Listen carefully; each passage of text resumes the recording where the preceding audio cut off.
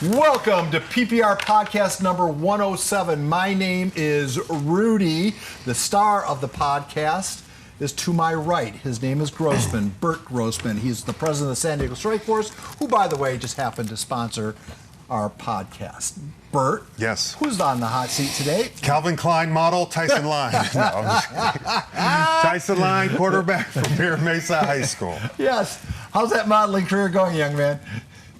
It's going good. I mean, I had to add the blonde highlights into the hair because I feel like it would be too boring just having it all brown. So got it. I understand. The kids weren't that good looking when we went to school. Remember, everybody had like a buzz cut, you wore like corduroys. You got the California thing going. We should probably start this out with hearty congratulations. You have. Is this considered a verbal commitment or is this a signed commitment? It's just verbal. It's verbal right now. I haven't signed a letter of intent yet, but thank you. Are you thinking maybe you might? Because I know Chris Brown committed there too, right? Yes, sir. So you guys are kind of a package deal, but that might change for both of you, maybe. It might, but right now it looks like we're both gonna go there, and I'm excited as well as Chris. So. Have you been to Cedar? It's Cedar City, right? Yes, sir. Have you been there? Yeah, I went there for their junior day in April. So I got out there, saw the campus. It's a nice campus, and I really liked it. Well, tell me, like, for a San Diego kid, what is? I assume Cedar City's a little smaller, right? I mean. Oh yeah. So tell us what your initial when you step on the smaller sometimes is better. I mean, it feels cozy, right? Yes, sir. So, I mean, I don't know how many hotels or whatever there is in that town, but we stayed at like a Motel 6. I mean, I didn't see any other motels there, but there's like 5 stoplights on the main road, so it's really small, but it's a quiet town, and I kind of like that, less distractions. So. We all like that. We all like that until about 2 months in, it starts to get cold and dark early, and then after year 3, you're going to the same bar you always go to, and then year 4, well, no, you wouldn't. Yeah, the same coffee house. Same library is what. Yeah, coffee house. It gets a little. Those small towns get a little, especially if you're not born and raised there and you're not used to it. Tyson, you're part of a quarterback class here in San Diego. Bert, I don't remember one as.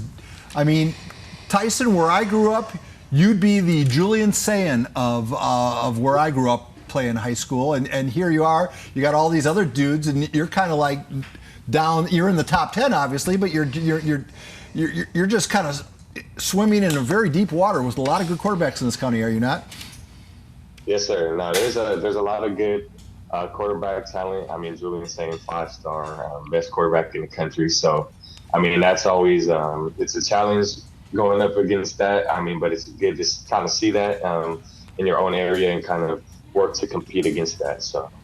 And we even have like Crete from San Marcos, Brady Palmer from Saints, Achilles Smith from Lincoln. We could do this podcast for the next 10 weeks and just do a high quality quarterback. So in the way, does that help you get recruited? Does that hurt you being recruited? And is the competition good for you as an athlete? I feel like it helps with recruitment, especially because there's a lot of coaches coming through San Diego to see that talent, and then they might stumble upon another quarterback that is working out with them or something like that. So I feel like it definitely helps a little bit. Yeah, I mean, watching you're like Rylan Jesse from Helix. You two look the same until you take your helmet off, because he's got a mullet and you got that cut. But the surfer cut. Yeah, the surfer cut. But we all have these prototypical ones. They're all 6'3", 6'4" now. They can sling it. I don't remember having that in San Diego that much. No, you're all good athletes. All right. If I put you and Julian and watched you guys work out together, because let's use Julian because, as you mentioned, he's a 5-star. What are the noticeable differences between you two? You both can throw the football. You're both big guys. You're both competitive. What are the metrics that make him a 5-star and you not? Well, I actually have worked out with him before. So, I mean, I would say the biggest difference is probably the way the ball comes out his hand. I mean, it's super, super smooth throwing motion, and the ball is like always on target. So that was a noticeable difference that separates him. Yeah, and it's hard with football when you two quarterbacks working out. I mean, if you're in track and you work out with another sprinter, it's pretty easy. Whoever wins, whoever's a better time. But quarterbacks, there's so many intangibles. It's kind of hard to measure. Because you're a Mira Mesa athlete, and I mean that as a compliment. You're a hard-nosed. All the kids from Mira Mesa are just hard-nosed kids. I don't know why that is. Maybe you can tell me. Why are you guys tough? I feel like it definitely has a lot to do with our coaches and what Coach Tompe set up for us in the program. His mentality was, it doesn't matter who we face, who we're going up against, we're going to fight hard, we're not going to give up. And I feel like Coach Morales just kind of carried that on in the Mira Mesa culture. And that's do we have them because they play Madison, and that'll kind of be the same kind of program, same kind of toughness, same kind of style. I don't know if that's a Friday or a Saturday game, but we're going to try to televise that one, Tyson. Oh, yes, sir. That would be great. And you open up with San Marcos, right? No, we open up with Etiwanda in L.A. Oh, and then second game, San Marcos? I believe so, yes. So what makes you guys go up to L.A. to play Etiwanda?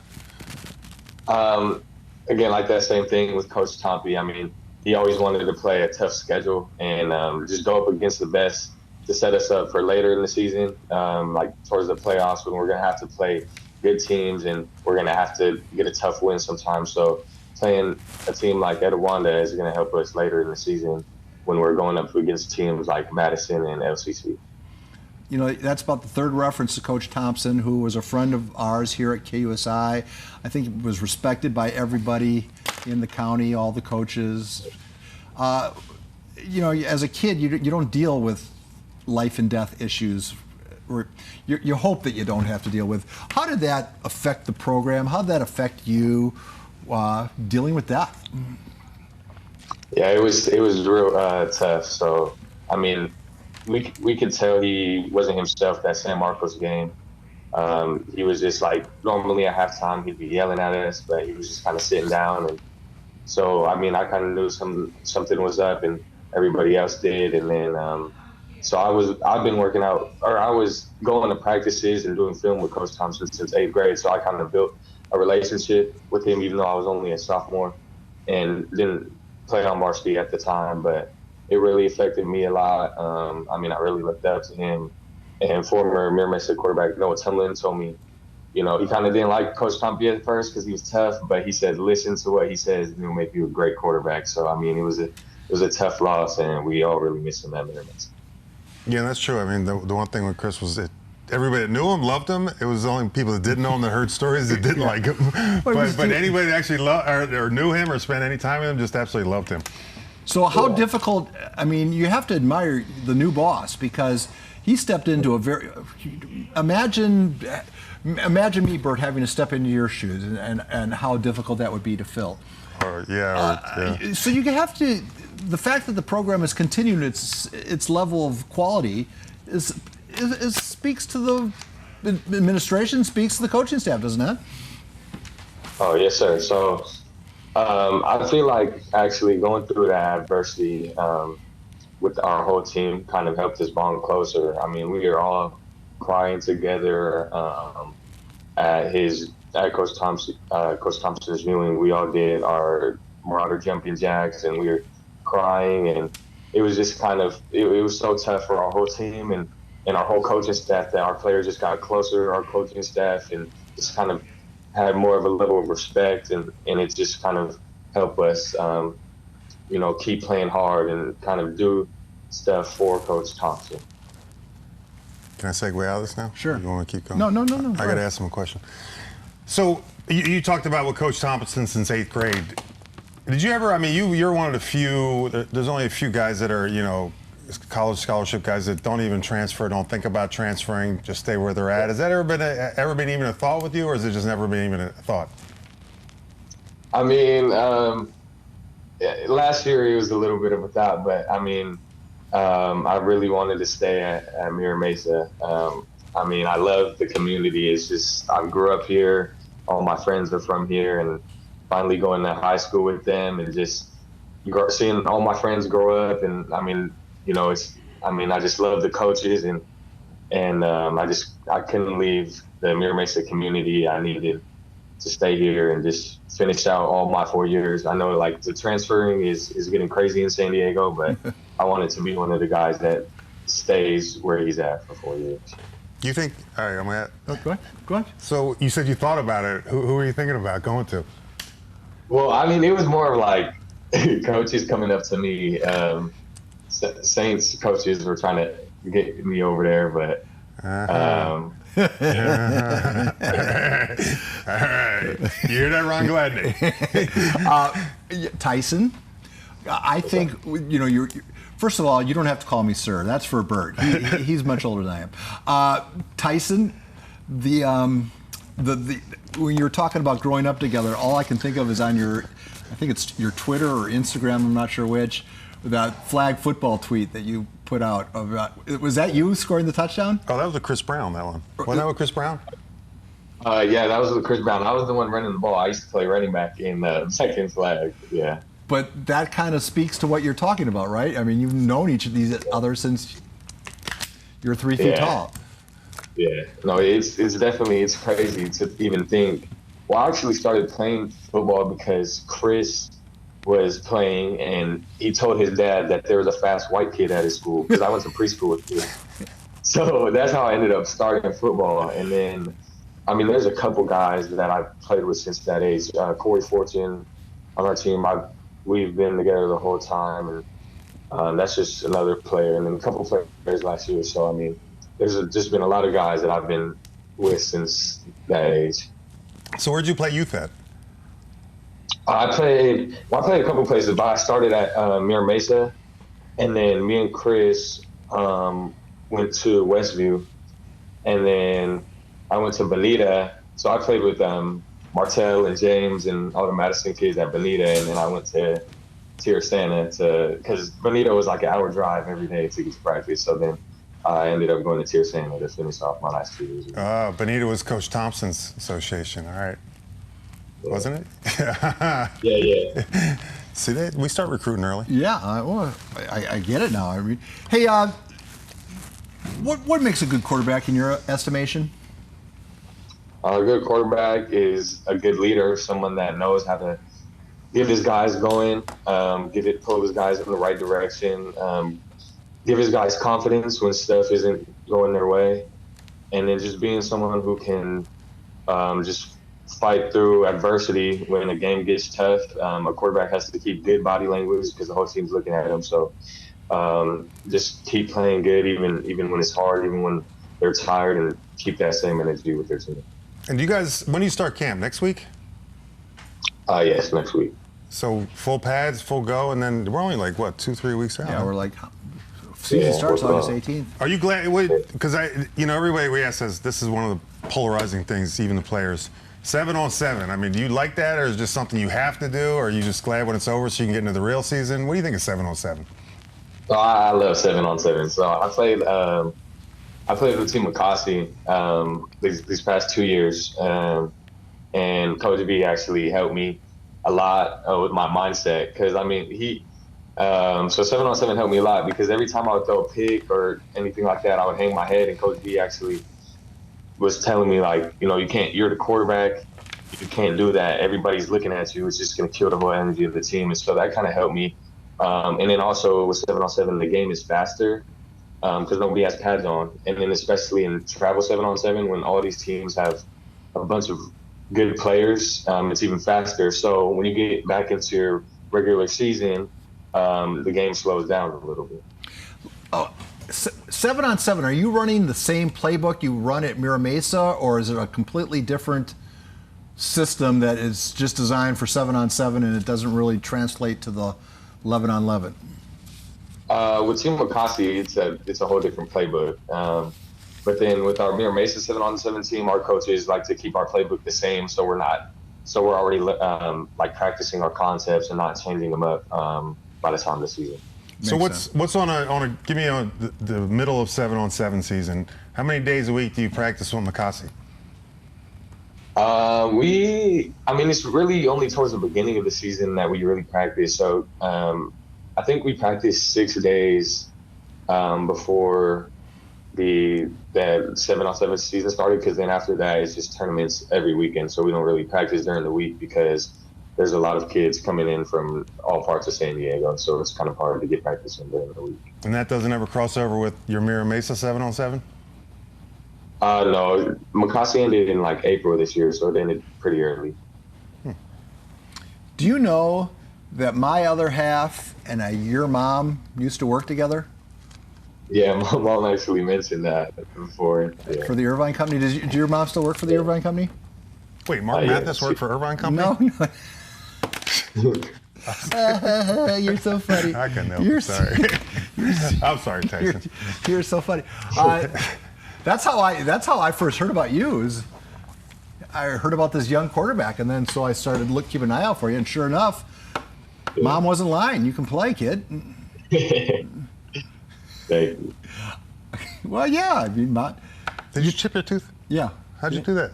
I don't know. Man, all right. I don't know. I have to get it fixed. What are expectations this season? I mean, we're looking to go farther than we did the past 2 years. We're looking to win a Division I championship, and I mean, for me personally, I'm trying to throw less than 3 picks and more than 25 touchdowns with 3,000 yards passing. So less than 3 picks and all that? That's gonna be tough. Yeah, but picks are they can be random.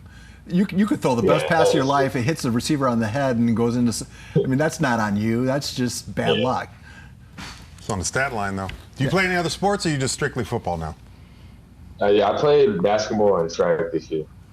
So you did football, basketball, track, and then club 7-on-7, and then you're 7-on-7. You ever get any time off? No. Well, you must. When do you do the modeling? Yeah, when's the modeling and the surfing? After senior season, we'll get into that. That's the modeling time. Yeah, yes. I mean, I'm sure it's going to be swimsuits. Paul and I are ugly old men. This is what we do. All right. So help us out. We're, right about now, we start working on our preseason Silver Pigskin watch list, picking the 5 best players in the county. You've played against some of them, so you can't put yourself on the list. Who are the 5 best players in the county from where you sit as as the face of the Mira Mesa program? I'm gonna have to put Julian in there, Martell Hughes. I think Kevin Allen could get in there this year from Helix. The DN from Granite, DeMarion, and I'm gonna have to put my boy Chris Brown in there. That's a pretty good list. That'd be a good. That would be a good list. You know what? We do this. I usually ask that question. Paul stole it from me for the last year. I think you're the first one that actually could name 5 people that they wanted to put on there without being scared. Yeah, that's because everyone's. Everybody's scared. Hughes he's the kid from Madison? Yeah. Yeah, okay. We've had all these kids on our air. We have, actually, yeah. DeMarion was just on. What would it take? I mean, say you have that monster year you're talking about, and suddenly the phone starts ringing again. You would not be the first athlete who announces, "Hey, I'm reopening my recruiting." I hate to put that in the water because I know that's the reality nowadays. Yeah, but I mean, you know what? I don't think it's just the way it is. It's the sign of the times. I used to bag on people who would say they're going to do something and then to live up to it. But how many coaches say they're going to coach somewhere and then the next year they're coach? They recruit you and then end up coaching. Yeah, when you're talking to coaches, that's a good point because, Lane Kiffin just came out that NIL thing talking about how to run it. Yeah. This is a guy who, left Tennessee for USC in the middle of the night. Yeah. He's also negotiating with Auburn. I mean, when you're talking to coaches, how much do you put on that they're going to be there? I mean, because you develop a relationship with a coach, and it's pretty simple nowadays. Coaches get gone as much as players do. I mean, more probably. Does that enter your mind, or is it just more of like the culture?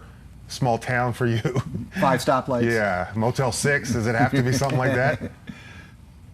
Well, I mean, coaches do move around a lot.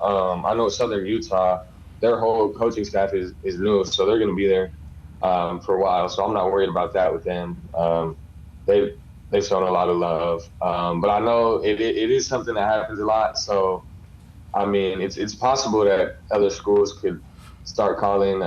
But right now, I mean, I wanted to be set on where I was going before my senior season, so I could just focus on football. And if something does come, then I'll handle that when that happens. But right now, I'm set on Southern Utah, and I'm excited.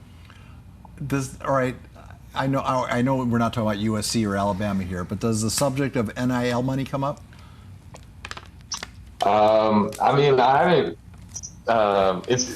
It interests me. I mean, I haven't really had a conversation about that with the coaches. I mean, I don't know how that looks, but I mean, it would be great to get some NIL money. So that hasn't come up though. That's not part of the hey, we pay everybody $10,000 on this team. No. That's the hard part when you're in a small town. If you like a small town, but you like NIL money, they don't go together. Yeah. But money stretches quicker there. Yeah. Or longer there. Why you always bring up the money part? Well, because too? You can tell where you're at. What? Dude. Every kid he asks about how much money you getting. How much money you getting? Only because I never asked that question. I ask how it works now because I assume this is just reality in 2023. The transfer portal and NIL money are two things that never existed when I was going to high school. You know, because I would have gone for the biggest. Or electricity. Yeah. Great things that didn't exist. All right. I really don't like you that as much. I'm sorry. Young man, we might as well end this where we started. Some hair conditioning tips for the rest of out there who are just frolic envious. What's your conditioning secrets? Okay, so I go with the Head and Shoulders shampoo, and then Shea moisturizer for the conditioner. Any product to style? Shea Moisture. I forgot what it's called. I know it's Shea Moisture though. Shea Moisture is the way to go. All right. We should probably get some headshots done with his photographer too. I'm gonna text you about your photographer. I need some headshots. Do me a favor. I need some. Do you have any pictures on your phone of you and Coach Thompson? Yes. Do you have my phone number? No. Can I give it to you right now? Do you have a pen handy? Yeah, here. I could just put it in my. I can send you Tyson's. All right, I'm gonna text you right when we're done here, Tyson. Send me some pictures of you and Chris Brown and you and Coach Thompson, okay? Okay. So we can put Here's the deal, young man. Normally I would start cranking this out right now, but I'm not going to get to it tonight. So you won't see. It'll be posted later tonight around midnight on YouTube, and then I'll put clips up on my social media before I leave town tomorrow. So in the middle of the night, and hopefully we're going to see you at the gala this year. Hey, what would it mean to you to be up for? Say you have this blockbuster year, or you're at the maybe you're up for Offensive Player of the Year. What would it mean to you to be part of the PPR Gala? It would mean a lot. I kind of my whole 4 years of high school. I mean, I've always wanted to be on the podium for Silver Pigskin, and I mean, I saw Makai was up for Offensive Player of the Year last year, so I mean that was good to see a Mesa kid up for that, and Ravel was up for Defensive Player of the Year. So, I mean, it was cool to see my teammates up there, and I definitely want to be the next one to be on the award list for some type of award. It would mean a lot. All right. Well, we'll see how that plays out. I wish you thank you for doing this and getting up for us, and we'll see you down the road. Okay. Okay, sounds good. Tyson Line. Thank you, Tyson. I'm going to be contacting you in about 2 seconds, so give me those pictures right back when you can. 3, 2, 1. Podcast is over. Turn off the machines.